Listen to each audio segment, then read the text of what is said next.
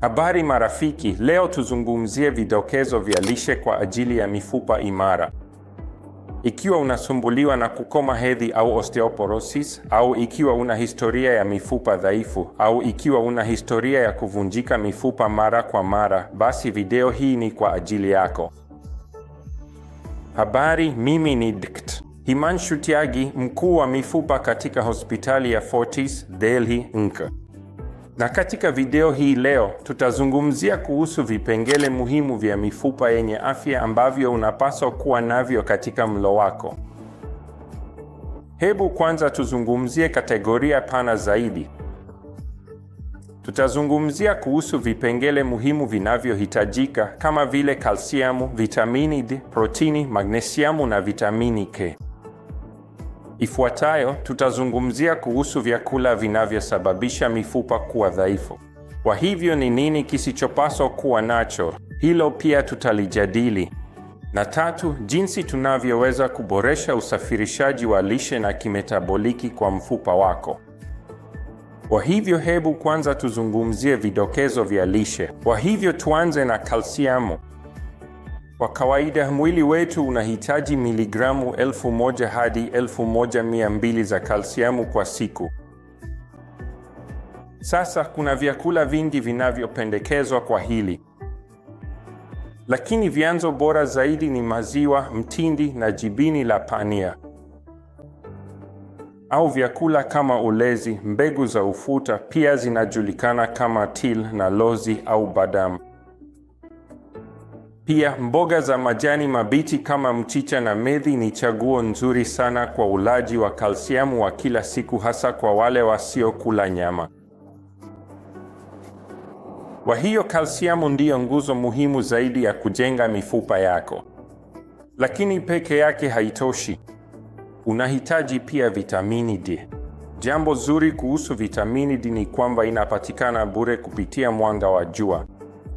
Kwa hiyo, kama utaweza kuanika ngozi yako kwenye jua kwa dakika 15 au 20 kila siku, ni vizuri sana kwa mahitaji yako ya kila siku ya vitamini D.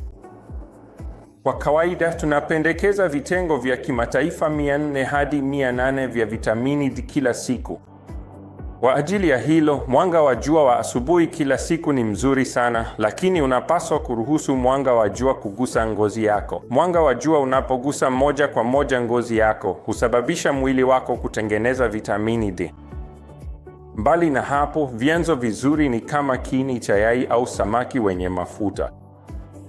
Au kwa wale wasiokula nyama, kuna baadhi ya vyakula ambavyo vimeongezewa virutubisho kama vile juisi zilizo na vitamini D iliyoongezwa. Pia kiungo kizuri cha vitamini D kwa mboga ni uyoga. Tumezungumzia kuhusu kalsiamu, tumezungumzia kuhusu vitamini D. Sasa kinachofuata ni protini.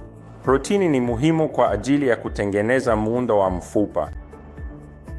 Na kawaida, protini hupatikana kwenye vyakula kama dal, njegere, maharagwe au mayai, kuku au vyakula kama samaki. Kama wewe ni mboga kabisa, unaweza kuongeza pania na tofu kwenye mlo wako, na hata hivyo unaweza kutosheleza mahitaji yako ya protini. Mahitaji ya kila siku ya protini.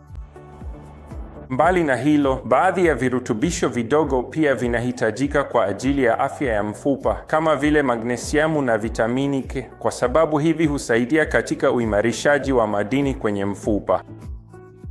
Vyanzo vizuri na muhimu vya vitamini K na magnesiamu ni karanga na mbegu.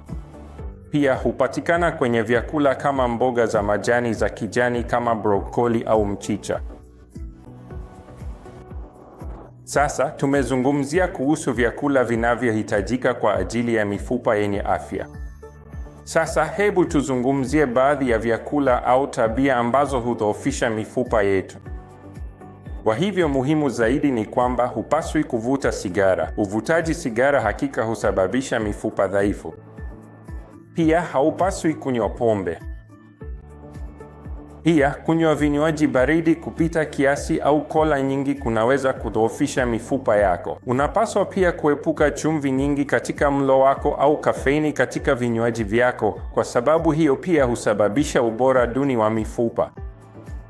Vyakula visivyo na afya au vyakula vilivyosindikwa vitajaza tumbo lako, lakini tena ni chanzo duni cha lishe. Kwa hiyo kuna mambo machache kwenye mlo wako unapaswa kuepuka na mengine machache unapaswa kuongeza. Lakini muhimu zaidi ni kwamba unapaswa kuhakikisha unakunywa maji ya kutosha kila wakati, kwa sababu usafirishaji wa virutubisho na mchakato wa kimetaboliki ya mifupa husaidia katika uponyaji na uboreshaji sahihi wa mifupa. Na kwa hilo, lengo lako liwe kunywa lita 2.5 hadi 3 za maji kila siku.